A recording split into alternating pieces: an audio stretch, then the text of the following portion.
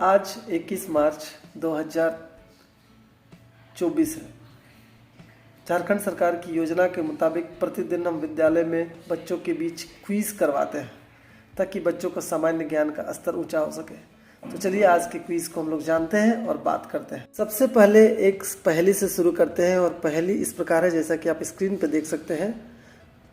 प्रथम कटे तो दर हो जाऊं, अंत कटे तो बंद हो जाऊं। प्रथम कटे तो दर हो जाऊं, अंत कटे तो बंद हो जाऊं। केला मिले तो खाता जाऊं, केला मिले तो खाता जाऊं। और अंत में लिखा हुआ है कि बताओ मैं हूं कौन। तो इसका उत्तर आप जान सकते हैं कि बंदर होगा। बिल्कुल आसान है, आप कर सकते हैं इसको। लेकिन चलिए बच्चों के बीच में इसका हम लोग पहेली को करते हैं तो बच्चों का जिज्ञासा बढ़ेगा, उनको जानकारी बढ़ेगी।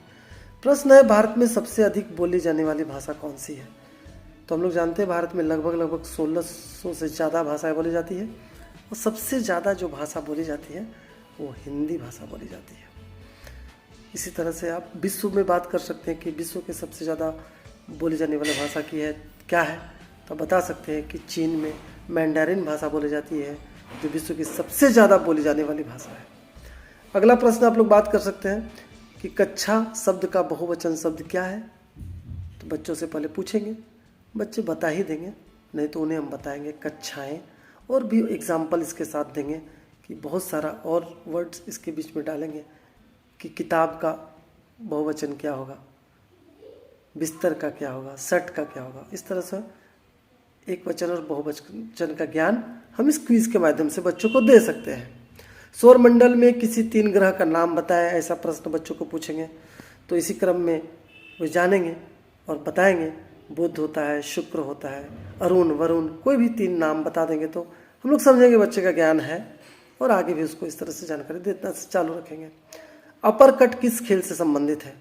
बहुत सारे खेल होते हैं और हर खेल में कुछ न कुछ नए शब्द होते हैं। तो आज का क्विज में अपर कट किस खेल में उपयोग किया जाता है? उत्तर बच्चों को बताएंगे। क्रिकेट बताने का भी कोशिश करेंगे कि अपर कट कैसे होता है। साथ ही साथ बॉक्सिंग में भी अपर कट शब्द का प्रयोग किया जाता है। तो ये प्राथमिक विद्यालय के बच्चों के लिए था। प्राथमिक कक्षाओं के बाद उच्च प्राथमिक कक्षाओं के लिए भी प्रश्न है। क्विज के माध्यम से उसकी जानकारी हम बच्चों को देंगे। हालांकि थोड़ा सा उसका स्तर ऊपर हो जाता है, जैसा कि प्रश्नों से ही हम लोग समझेंगे। पहला प्रश्न है, मनुष्य की सूंघने की क्षमता को नियंत्रित कौन करता है? तो मनुष्य की सुनने की क्षमता को, सूंघने की, याद रखिएगा स्मेलिंग, तो उसके लिए क्या होता है, घ्राणेंद्रिय पाली नाम का एक अंग होता है कान में जो सूंघने की शक्ति को विकसित करता है। नाक में भी, नाक के माध्यम से वो हम लोग करते हैं। सिंधु घाटी सभ्यता के संदर्भ में किसे मृतकों का टीला कहा जाता है? मृतकों का टीला, सिंधु घाटी में बहुत सारे उत्खनन स्थल थे जहाँ का उत्खनन करने के बाद हमारे इतिहासकारों ने उस वक्त की परिस्थितियों के बारे में जानकारी प्राप्त की। तो मृतकों का टीला किसे कहा जाता था? तो इसका उत्तर होगा मोहनजोदड़ो नाम का एक जगह था। तो ये बच्चे जान जाएंगे। अगला प्रश्न है कि पुलिस को हिंदी में क्या कहते हैं? जैसा कि हम लोग जानते हैं पुलिस हम लोग, बहुत सारे ऐसे हिंदी शब्द हैं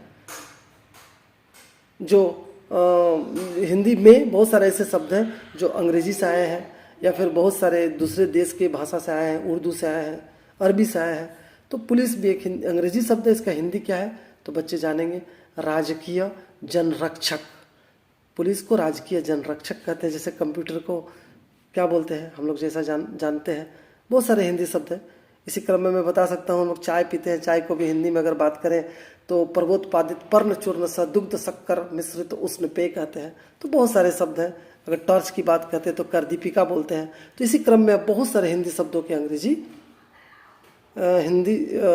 शब्दों के हिंदी बोल सकते हैं। अगला प्रश्न है, पोलो खेल का प्रचलन सर्वप्रथम भारत के किस राज्य में हुआ था? तो इसका उत्तर होगा मणिपुर। पोलो वास्तव में क्या होता है, हम लोग जानते हैं घोड़े पर बैठकर हॉकी स्टिक से गोल करते हैं दोनों तरफ से, वो पोलो खेल होता है। तो मणिपुर में भारत में सबसे पहले पुर्तगालियों ने शुरू किया था। हिरोशिमा एवं नागासाकी पर कौन सा बम गिराया गया था? ये बहुत महत्वपूर्ण प्रश्न है। द्वितीय विश्व युद्ध के समय ऐसा हुआ था। तो परमाणु बम का नाम लिटिल बॉय और फैट मैन था। क्रमशः 6 अगस्त और 9 अगस्त 1945 को ये गिराया गया था हिरोशिमा और नागासाकी में। तो इस पर और चर्चा हम लोग करेंगे। प्राथमिक उच्च प्राथमिक के बाद माध्यमिक स्तर पर भी कुछ प्रश्न है 9 to 12 विद्यालयों के लिए। हड़प्पा की सभ्यता किस युग से संबंधित है, ये प्रश्न आएगा, तो इसका उत्तर होगा कांस्य युग। मछलियों में उत्सर्जी पदार्थ क्या है, मछलियों में उत्सर्जी पदार्थ क्या है, तो उत्तर में होगा अमोनिया। तो ये कुछ इंपॉर्टेंट क्वेश्चन है, थोड़ा कठिन भी हो सकते हैं, लेकिन प्रैक्टिस के माध्यम से हम लोग सीख जाएंगे। हिंदी खड़ी बोली किस अपभ्रंश से विकसित हुई है, तो इसका उत्तर होगा सौरसेनी अपभ्रंश से। थोड़ा कठिन है, लेकिन इसके प्रैक्टिस करेंगे, अगर बार बार इसको जानेंगे तो हम लोग इसके बारे में भी जानकारी हासिल कर लेंगे।